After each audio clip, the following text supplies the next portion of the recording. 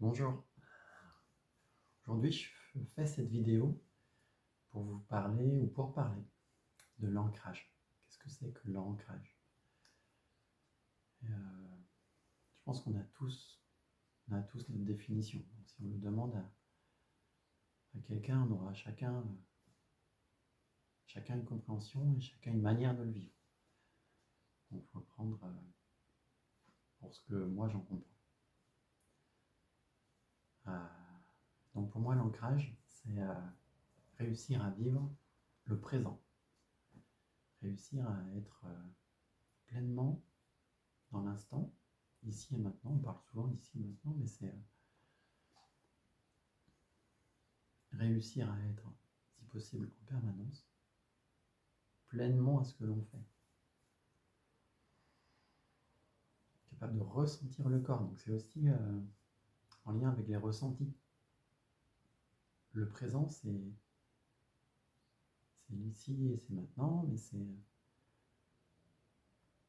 notre intériorité. Enfin, intériorité. Est-ce que le corps, c'est notre intérieur? Est-ce que c'est ça l'intérieur? Est-ce que c'est pas l'intériorité? Est-ce que c'est le mental? Est-ce que c'est l'imagination?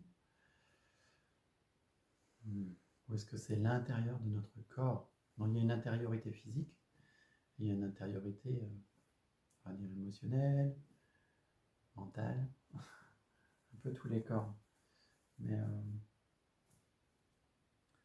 moi, l'ancrage, c'est cette capacité à être pleinement à ce que l'on fait dans notre corps,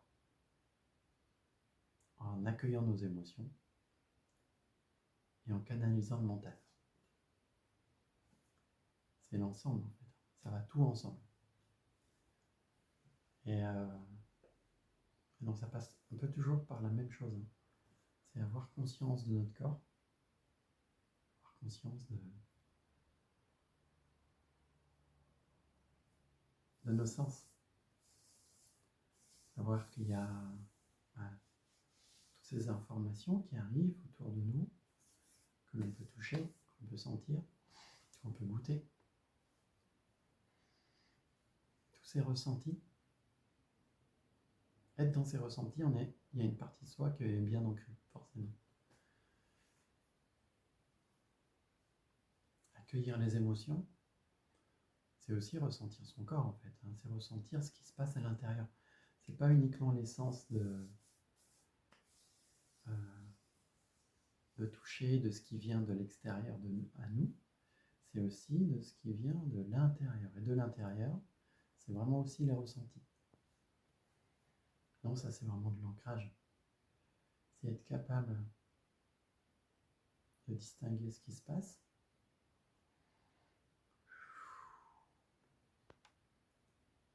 savoir identifier une émotion, savoir la localiser. Et elles sont dans les poumons pour la tristesse,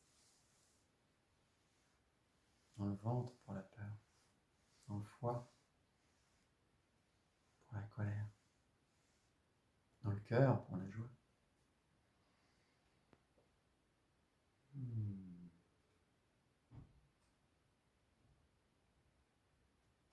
Donc tout ça, c'est accueillir les ressentis, accueillir les émotions. C'est vraiment s'ancrer. C'est être présent. Être présent à soi et du coup, être présent aux autres. Parce que être présent aux autres, c'est jamais que l'écouter, le voir, le ressentir. C'est être à l'écoute de nos sens, c'est être à l'écoute de l'autre.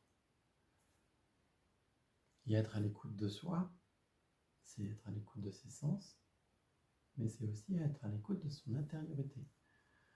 Être à l'écoute, j'allais dire du mental, mais à l'écoute du cœur plutôt. Le mental, lui, il est là pour analyser, mais on n'a pas besoin de...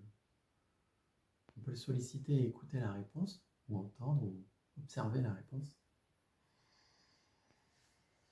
C'est vraiment cet ensemble-là. Et c'est aussi ne jamais se laisser submerger. Ne pas se laisser submerger par l'essence, tout ce qui arrive autour de nous. Ne pas se laisser submerger par l'émotionnel. Ne pas se laisser submerger par le mental qui va tourner en rond. Voilà. Donc c'est tout ça, c'est l'équilibre entre écouter et se poser aussi. L'ancrage, pour moi, c'est tout ça.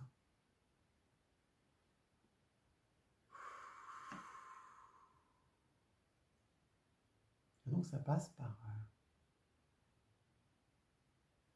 canaliser les émotions. Les accueillir en fait. Juste les accueillir. Les laisser venir. Et les laisser partir. Les laisser prendre leur place. C'est tout un apprentissage. Il y a toutes ces émotions qu'on refuse de vivre. Alors certaines émotions qu'on peut refuser de vivre. Celles qui traversent plus facilement.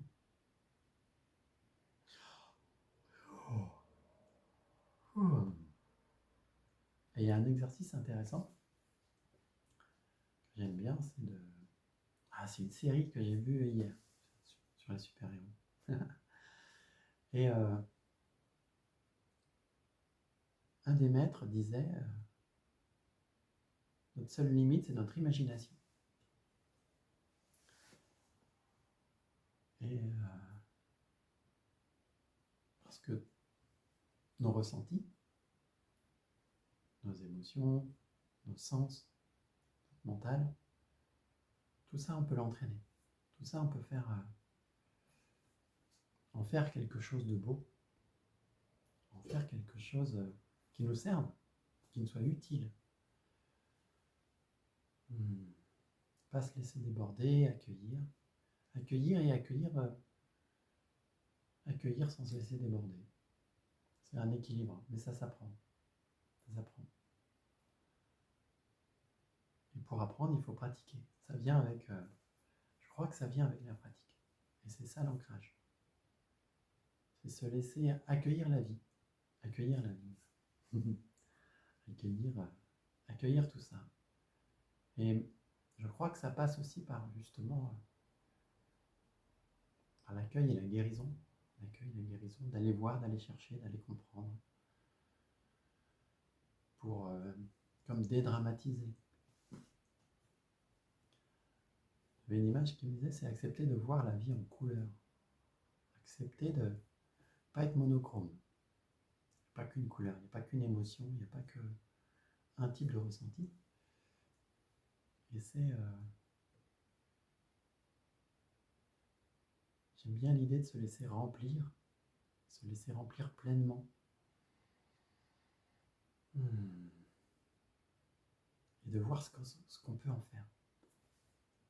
D'imaginer, de se donner en fait d'imaginer plus grand, d'imaginer plus beau, plus fort, plus beau, plus coloré, plus, juste en se laissant être.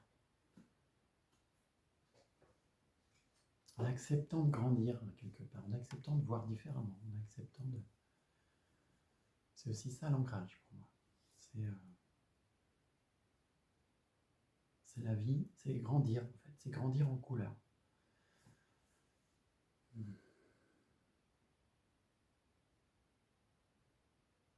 C'est laisser ce que l'on croit qui nous fait souffrir, qui peut être deux beaux apprentissages. Des beaux apprentissages.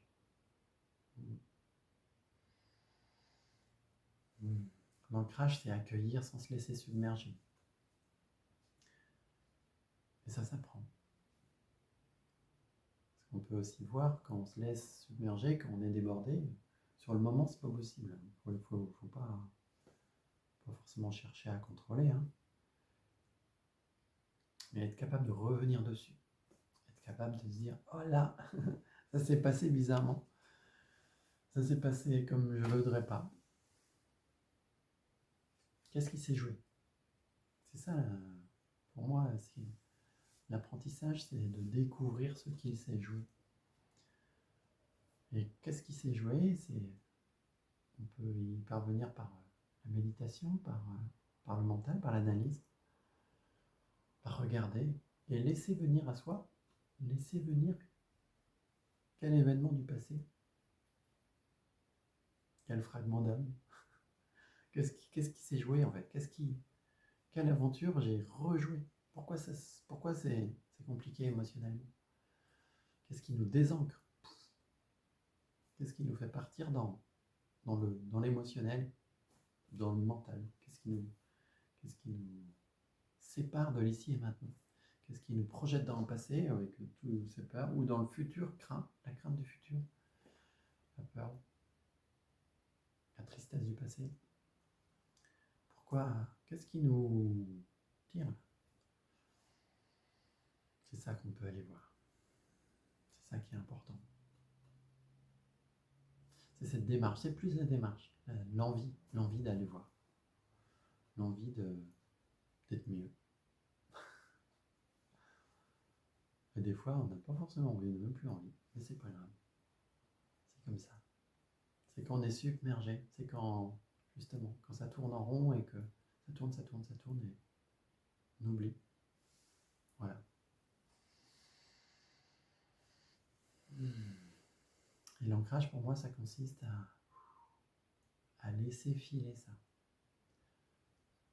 Bien s'en occuper, en fait. Aller voir. Nettoyer pour que la prochaine fois,